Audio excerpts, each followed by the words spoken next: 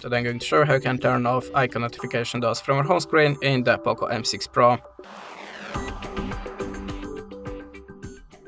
So as you can see, I have one notification dot on the security app and one on the Gmail. So now I'm gonna show you how you can hide it. In the first step, hold the finger on the home screen and choose settings. Then go to the more.